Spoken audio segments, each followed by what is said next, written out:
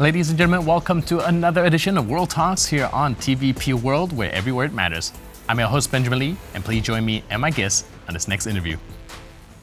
Now, Russia's reported use of a high-speed missile in its latest assault on Ukraine has raised global concerns.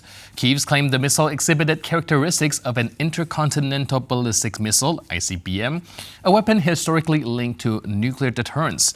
What does this signal for NATO and European security? Well, joining us today on TVP World to discuss this is Sigita Struberga, Secretary General of the Latvian Transatlantic Organization. Hello and welcome to TVP World. Hello, and thank you for having me. So, when you first heard the report of the potential use of ICBM from Russia, what's your reaction? So basically, being here in Baltics and observing this from Baltics, so I guess the mood is a bit different than in other parts of Europe or Western world. So from my perspective, it's still a way of signaling to the West, don't you dare to continue to support Ukraine in more extensive manner, as those permissions to use Western weapons in Russian territory have been given in recent days. On another hand, what we see is that Russia is also doing other activities. So that's why I wouldn't look on this missile issue separately from cutting the cables in Baltic Sea, launching the missiles to Odessa, the ones which actually have never been thrown down by Ukrainian side. They are just using Russia just using this particular missiles to Odessa, rarely taking in consideration the costs and how hard it is to launch those missiles. But taking all this together, as well as nuclear threatening, this is the way how Russia messaged to the West.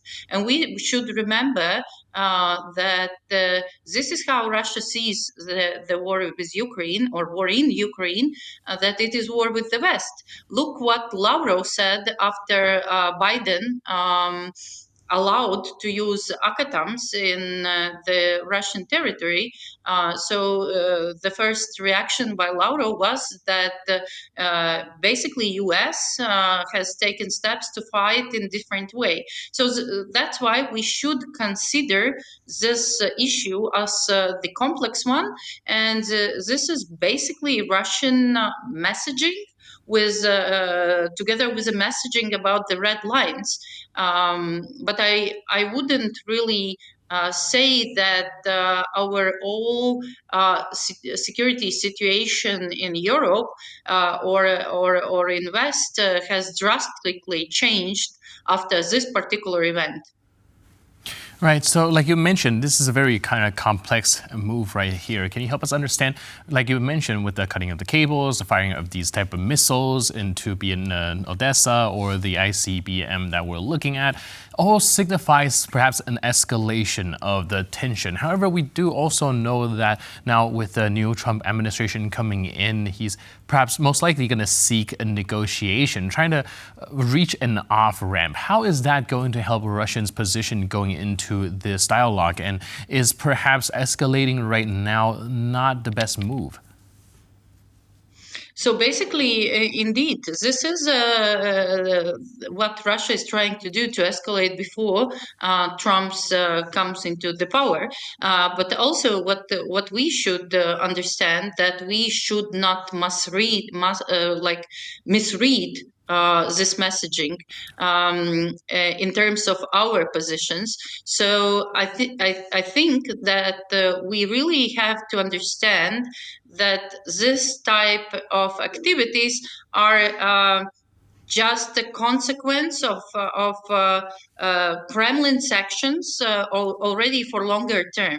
And whether Western countries will say something or do something, it will not really anyway change Russian plan. So that's why those who oppose Western further support to Ukraine, those who oppose those permissions to use particular Western weaponry in the Russian territory, I think they miscalculate the overall situation. So from my perspective, what we need to do is to support Ukraine as much as possible in order to give to Ukraine more positions of strength as soon as this moment of negotiations will appear.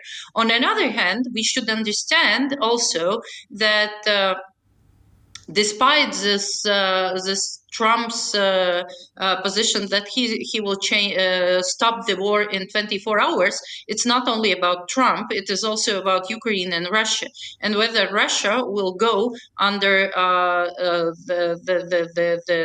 the Trump's rules, we don't know yet. And also, it has been said by various Russian officials that this election does not change anything. Anyway, Russia sees even United States with Trump or without Trump as Russia's enemy. And that's and also regarding Ukraine, the points which Trump might put does not necessarily mean that Ukraine will agree. So that's why this kind of coming to power and putting a peace agreement on the table does not necessarily mean that situation will drastically change. But what we really see is that, of course, both parties, Russia and Ukraine, are preparing for the moment when Trump will come into the power. And that's why there are those actions and certain escalations from Russian side. You mentioned messaging there when it comes to this use of this ICBM. And traditionally, when we think of the intercontinental ballistic missile, usually people associate with the capability also of being able to carry nuclear warheads. And that adding to the fact that Putin updated their nuclear doctrine. Is that the messaging they want to send, it perhaps showing the two dots and having us connect the lines together, or are we reading a little bit too much into it? Regarding new doctrine, let's start with the point that the decision about it was not made last week or this month. It was announced already in September, first point. Second point, we all really see that doctrines or rules do not mean anything for Kremlin. So that's why to say that it is changing the security situation, I would not agree. But to see it as a messaging, indeed, I would agree. It is messaging. Whether Putin really will use nukes, I think rather no. All right, last but not least, how do you think NATO and its member might respond to this most recent development, particularly in terms of regional defense?